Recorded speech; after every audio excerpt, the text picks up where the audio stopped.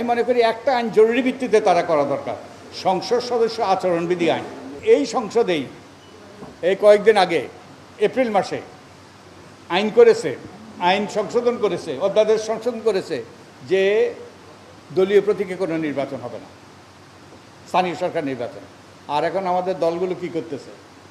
প্রার্থী ঘোষণা করতেছে। তো এটা কি হচ্ছে আমাদের তো এটা কি আমরা আইনের শাসনের প্রতি শ্রদ্ধা প্রদর্শন করছি? আর এই দলীয়ভাবে নির্বাচন করার পরিণতি আপনারা ভারতের দিকে, পশ্চিমবঙ্গের দিকে তাকালে দেখবেন কি ভয়াবহ পরিণতি। ওখানে নির্বাচন হয় না, যুদ্ধ হয়, যুদ্ধ বাড়িতে বাড়িতে, ইভেন পরিবারের মধ্যে যুদ্ধ হয়, এই দল ওই দল, মানে এত বিভাজন, এত পোলারাইজেশন।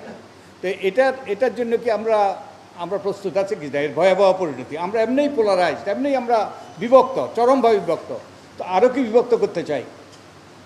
এনিওয়ে, আমি অনেক কথা বলে ফেলছি। তো আমার মনে হয় আমরা চাই যে বর্তমান সংসদ সফল হোক।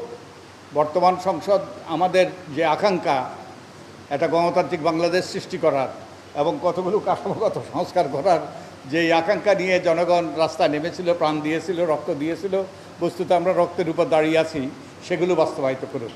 তো আমার মনে হয় এখন এটা করতে হলে তাদের অনেকগুলো কাজ করতে হবে অবশ্যই। তবে দুটো আইন করাটা আমি জরুরি বলে মনে করি, যেগুলো সাধারণত আলোচনায় আসে না। একটা হলো আমাদের যারা সংসদ সদস্য, তাদের একটা বিরাট অংশ ব্যবসায়ী, তাই না? একটা বিরাট অংশ, প্রায় 2/3 কিংবা তারও বেশি হবে, আমার মনে নেই এখন। এবং তাদের অনেক স্বার্থের দ্বন্দ্ব আছে, স্বার্থের দ্বন্দ্ব। এবং নির্বাচিত প্রতিনিধিরা কিন্তু সরকারের সাথে ব্যবসা বাণিজ্য করতে পারে না, কিন্তু অতীতে করেছে।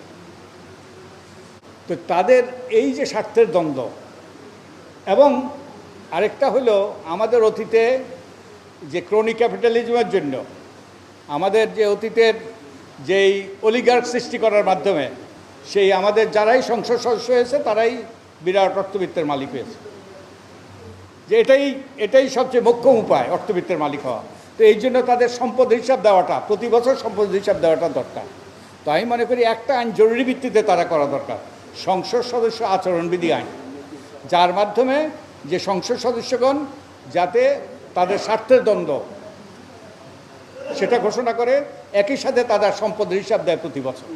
যার ফলে এটার উদ্দেশ্য হলো যাতে আমাদের সংসদ সদস্যগণ সেই অতীতের মতো অলিগারকে পরিণত না হন,